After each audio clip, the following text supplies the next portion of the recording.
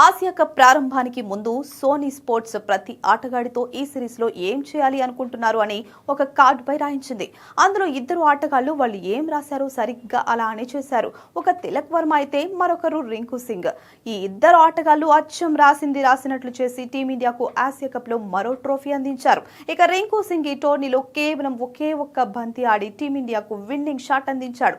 శివం Dubey out అయిన తరువాత crease లోకి వచ్చిన రింకు సింగ్ ఆఖరి ఓవర్లో నాన్ స్ట్రైక్ కి పరిమితమయ్యాడు.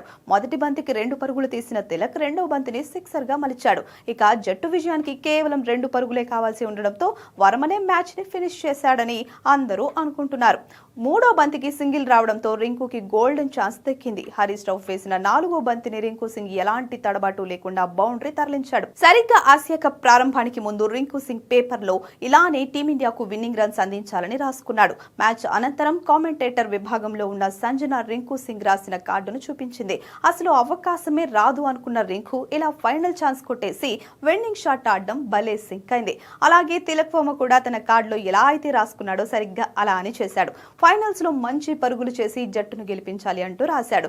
అలానే 69 పరుగులతో నాట్అవుట్ గా నిలిచి టీమిండియాకు చరిత్రలో నిలిచిపోయే విజయాన్ని అందించాడు.